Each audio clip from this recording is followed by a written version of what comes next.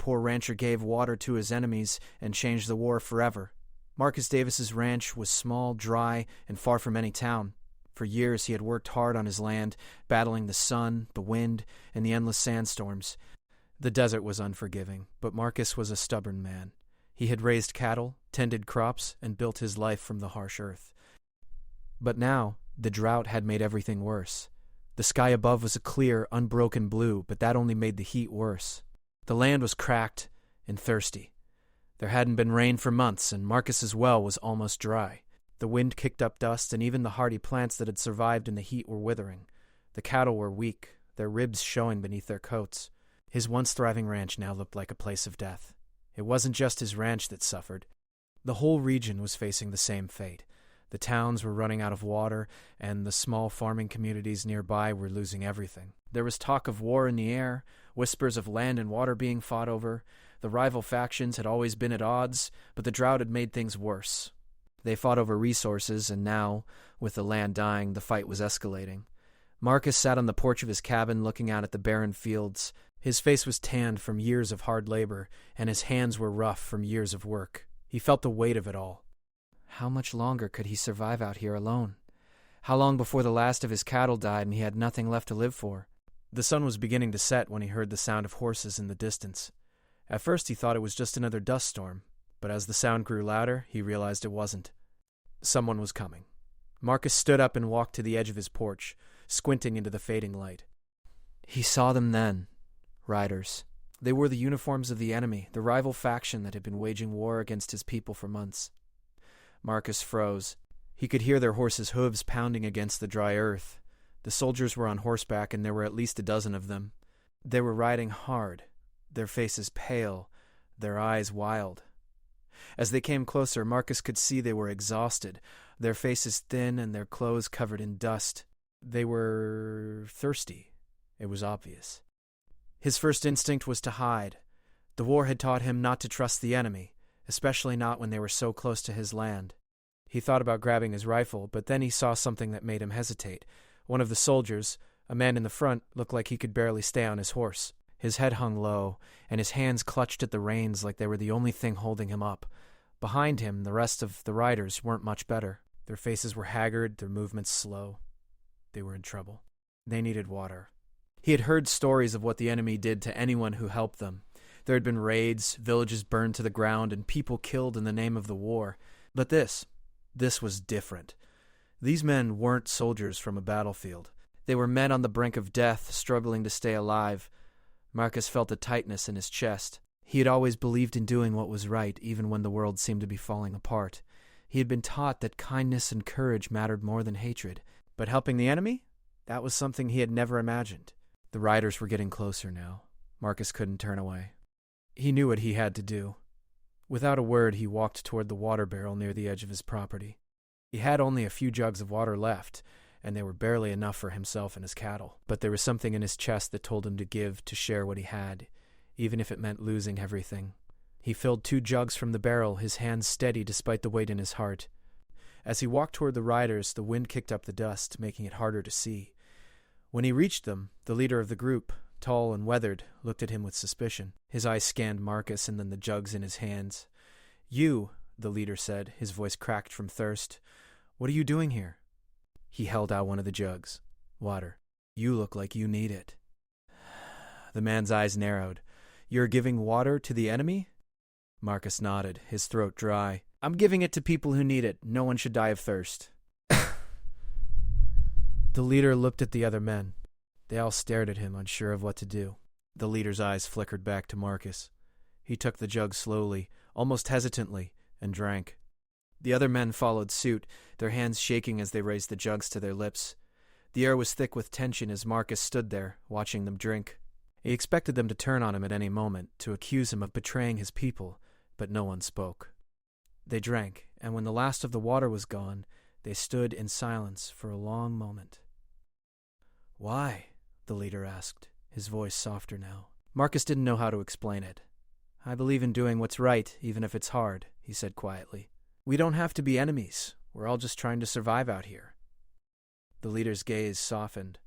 He seemed to study Marcus for a long moment, as if he was seeing the rancher for the first time. "Thank you," he said at last. "You've saved us, for now." Marcus nodded, but his mind was already racing. What had he done? He had helped the enemy, and now there was no turning back. Would this act of kindness change the war? Could it? Before he could ask himself any more questions, the group mounted their horses and started to ride away. The leader turned his horse back toward Marcus. "You've made a powerful choice today," the leader called over his shoulder. "But don't think your side will forget. No good deed goes unnoticed in war." Marcus watched them disappear into the desert, his heart heavy with the knowledge that the world had just shifted. He had given water to his enemies, and now nothing would ever be the same again. The next day, Marcus woke early to tend to his remaining cattle. The sun was just beginning to rise, casting long shadows across the dry earth. His hands moved with purpose, but his mind was elsewhere. He couldn't stop thinking about the men he had helped the day before, about what they had said and the look in their eyes. The leader, especially, seemed to weigh heavily on Marcus's thoughts. Had he done the right thing? Was it worth it? Marcus tried to shake the doubt from his mind, focusing instead on his chores. But the silence of the ranch felt different now.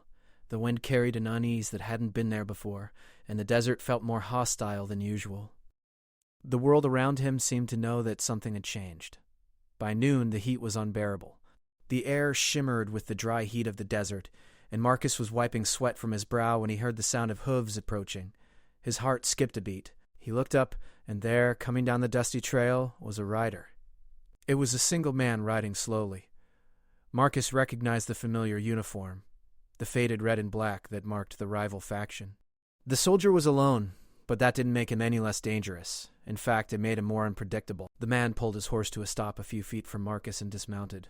His face was hard, his eyes dark with a mix of suspicion and curiosity. It was the leader, the one who had taken the water. Marcus's heart raced, but he stood tall, his hands gripping the fence post behind him. "You," the leader said, his voice gruff. "Marcus Davis, right?" Marcus nodded. "That's me. I came to talk to you." The leader's tone was calm, but there was a heaviness to his words. "There are things you don't understand." Marcus didn't speak immediately. He was wary, unsure of what the man wanted.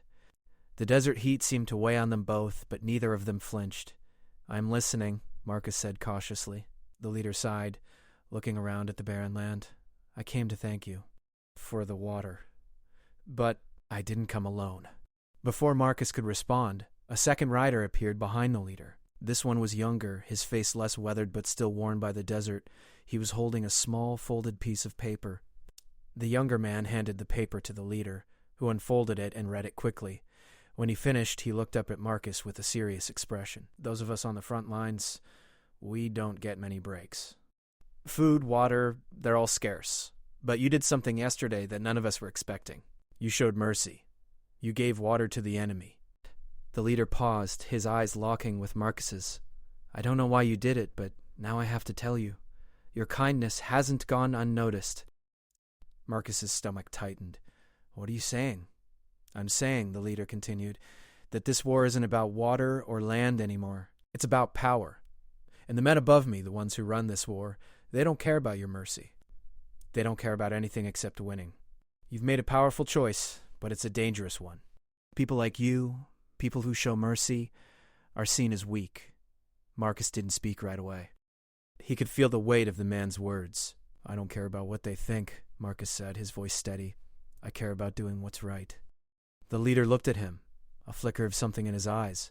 Maybe respect, maybe something else. "I admire that," he said slowly. "But there's a price to pay. I wouldn't have come here, risking my life to speak to you, if there wasn't. The war is still happening, Marcus. And soon you'll have to choose sides. You'll have to decide where you stand, because those in power, they won't let you stand in the middle." Marcus's heart thudded in his chest. He had known that this moment would come, that his act of kindness would eventually lead to consequences, but he hadn't expected it to come so quickly.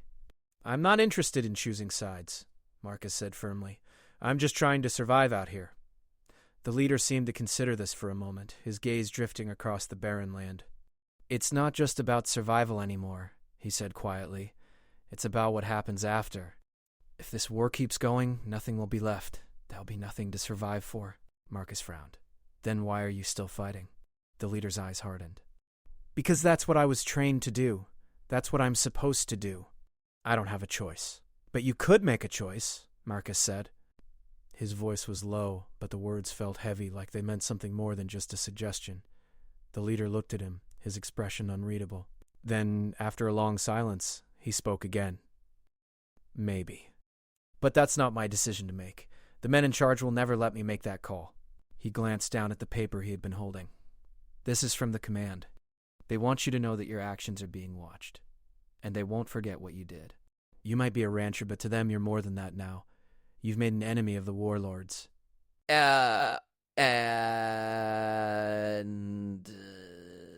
Marcus felt the weight of the warning settle over him like a storm cloud. He had thought his act of mercy might lead to peace, but now he saw the truth. Mercy in a war-torn world wasn't a simple thing. It was dangerous, and it was a choice that could destroy him. I don't care about the warlords, Marcus said, his voice hardening. I care about what's right. The leader's face softened for a moment, but he quickly masked it again. I hope you can hold on to that, Marcus, because in this world it's harder than you think to stay true. With that, the leader turned and mounted his horse. As he rode away, Marcus stood in silence, watching him disappear into the desert. His thoughts were racing. He had done something that had changed the course of the war, but at what cost? The choice he had made wasn't just a simple one. It was a choice that had put him in the crosshairs of those in power. Marcus knew that nothing would ever be the same again. The days after the leader's visit were quiet, but the weight of his words hung over Marcus like a dark cloud. His once peaceful ranch now felt like a place of tension, as though it was caught between two worlds, the world of survival and the world of war. The sun beat down relentlessly on the land, but it wasn't the heat that kept Marcus up at night. It was the uncertainty, the feeling that he had done something that would forever change his life. Weeks passed, and the desert seemed to swallow everything. The war, though distant in its everyday effects, was growing closer, inching toward Marcus's land like an unstoppable storm. Each day more and more people passed through the deserts, soldiers from both factions, deserters, and travelers desperate for shelter. The rivalry between the factions had only grown more intense, and the scars of war were now showing up on every corner of the land. One afternoon, as Marcus was working on mending a fence, he heard the sound of footsteps approaching. Looking up, he saw a small group of people. At first glance, they seemed like travelers. A woman and two men, their faces sunburned and exhausted, their clothes torn from the long journey. The woman in the front of the group caught his attention. She was tall, with strong, sun-weathered features, and though she looked tired, there was something determined about her, something that made her stand out from the others. She stepped forward, her eyes scanning the area, before she spoke. "Marcus Davis?" she asked, her voice rough from the dust. "That's me," Marcus replied, wiping his brow with his sleeve. He had grown used to strangers coming and going, but this group felt different. "Who are you?" "We're not here to cause trouble," she said slowly. "We're deserters. We fought for the other side, but we couldn't take it anymore. The things we've seen, it's not what we signed up for." Marcus's heart sank. "Deserters?" he asked cautiously. "You're from the enemy?" The woman nodded. "We were soldiers in the enemy army. But we don't want to fight anymore. We've had enough. We've seen too much bloodshed. We just want to get away from the war. We've heard whispers about your ranch, about what you did." Marcus was silent for a moment, trying to process what he was hearing. Desertion wasn't something he had ever considered. He had always seen the soldiers as enemies, but these people didn't look like the ones he had fought against. They were broken, their eyes empty of the fierce resolve they once held. "What do you want from me?" Marcus asked, feeling a growing sense of unease. He had never imagined that deserters would come to him for help. He had been isolated for so long, and now his small act of kindness seemed to have pulled him into something much bigger. The woman stepped forward, her face lined with worry. "We're not asking for much," she said. "Just food and shelter. We know you have a tough life here too, but we don't want to go back." "We can help you, work for you." "We just need a place to stay." Marcus glanced at the two men behind her. They both looked tired, beaten down by the harsh desert, but their eyes were filled with something else, a kind of quiet hope. For a moment, Marcus considered turning them away. He didn't know if he could trust them. After all, they had been on the opposite side of the war, fighting against his people. But something in their eyes told him that they were no longer the same people who had ridden with weapons in hand. They were lost, just as he was, struggling to find a place in a world that seemed to have forgotten mercy. "You've heard about me?" Marcus asked, his voice softening. The woman nodded. "Yes.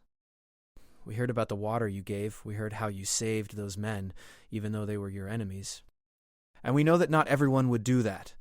Not many people would risk their lives for someone they're supposed to hate. I didn't do it for them. I did it because it was the right thing to do.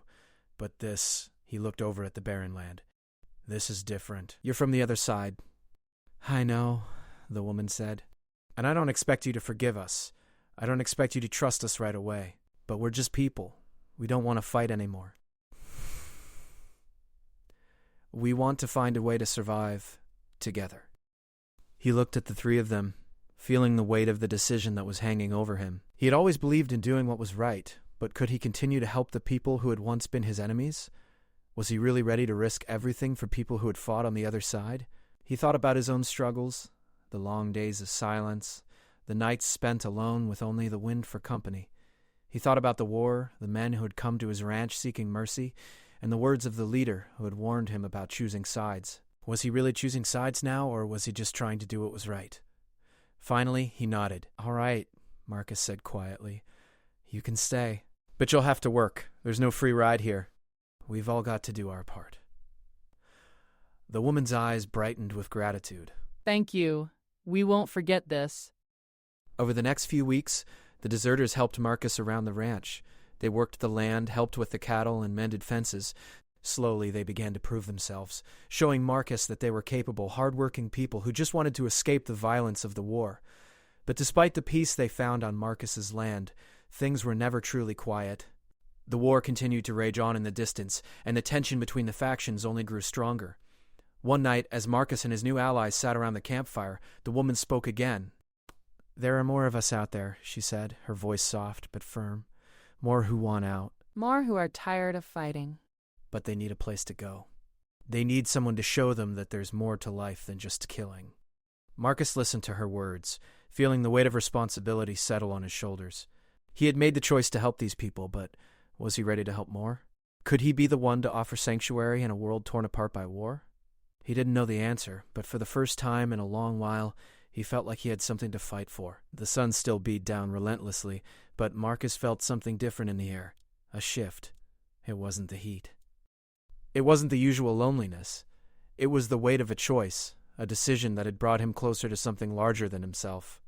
The ranch that had once felt so isolated now seemed like a beacon in the vast emptiness, a place where peace could take root in a world that had known nothing but war. Marcus had opened his ranch to the deserters, and in doing so, he had created something unexpected, a small group of people, from both sides of the war, working together, surviving together. He had never imagined that his act of mercy would lead to this. And yet, here they were, his allies in the dust, doing the work that needed to be done. But even as his small band of workers grew stronger, the war continued to loom. The factions, still locked in their struggle, showed no sign of stopping. The desert winds carried the sound of distant gunfire, the constant reminder that the battle was far from over. No matter how much peace Marcus tried to create on his land, the war still moved closer every day. One morning, as Marcus was feeding the cattle, he noticed a rider coming down the dusty trail. His heart sank as he saw the familiar silhouette.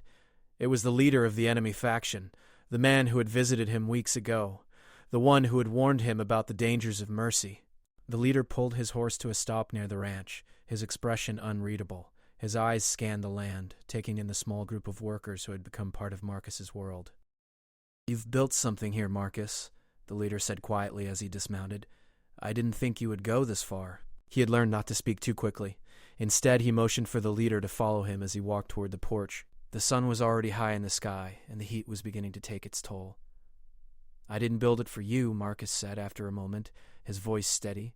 "I built it for people who want to live in peace, people who are tired of fighting." He seemed to be lost in thought, his gaze fixed on the horizon. When he finally spoke, it wasn't about Marcus's ranch or the people who had come to work with him. "They've noticed," the leader said grimly.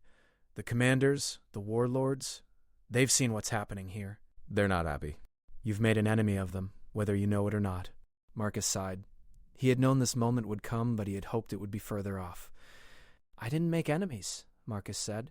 "I just gave water to men who needed it. I'm not in this war. I never wanted to be." The leader turned his gaze toward him, his eyes cold. "You're in it now, Marcus. You've already made your choice. The warlords will see you as a threat. They'll see this land, this place of peace you've built, and they'll want to destroy it. They'll stop at nothing to erase it. Marcus felt a chill run through him, but he didn't back down. Then let them come. I'm not afraid of them, with something like pity in his eyes. You don't understand, do you? It's not about being afraid. It's about survival. The warlords don't care about right or wrong. They care about power, and you've given them something they can't control. Marcus's mind raced. He had always known that peace was fragile, but now the reality of it hit him hard. The land he had tried to protect, the small group of people who had found refuge with him, were at risk. He had never wanted to be part of the war, but the war had found him. It always did. I don't want to fight, Marcus said quietly, his eyes hardening with resolve. But if they come for this land, if they come for the people I've helped, then I'll fight. I won't let them take this away. The leader nodded slowly, his expression unreadable. I understand. But know this, Marcus, they'll come. And they'll come in force. You've made a lot of enemies with one simple act of mercy. Before Marcus could respond, the leader turned and mounted his horse. Good luck, Marcus, he said, his voice tinged with regret. You're going to need it. As the leader rode off into the distance, Marcus stood there, his thoughts heavy. He had made his choice, and now it seemed like the price was coming due. The days that followed were filled with tension. The deserters, now settled into the rhythm of the ranch, worked harder than ever, but there was a sense of urgency in their movements, a quiet fear in their eyes. They all knew that the war was coming to them, whether they were ready for it or not. The stories from the nearby towns and outposts spoke of preparations, of armies gathering, of battles brewing on the horizon. One evening, as the sun set and the stars began to take their place in the sky, Marcus sat on the porch, looking out at the land he had fought so hard to protect. The wind was still, and for a moment there was peace. But that peace was fragile, and Marcus knew it wouldn't last. Then, just as he was about to stand up and go inside, he heard it, the sound of hooves pounding against the earth. It was the unmistakable sound of soldiers, many soldiers. Marcus's heart skipped a beat as he saw them. They were coming over the ridge, a line of men on horseback, their faces grim and determined. The enemy was here, and they were coming for him. He stood up slowly, his mind racing. The time had come. There was no running, no hiding. The ranch, the land, the people he had tried to protect, all of it was at risk now. As the soldiers rode closer, Marcus stepped forward to meet them, his heart filled with the quiet courage that had guided him all this time. He had made a stand for peace. Now, he would make a stand for survival. The soldiers stopped just short of the ranch, their eyes locked on Marcus. The leader's words echoed in his mind. You've made a lot of enemies with one simple act of mercy. But Marcus didn't flinch. He wasn't going to back down. Do what you have to do, Marcus said, his voice steady, his eyes unwavering. But know this, I won't stop. This land, these people, they're worth fighting for.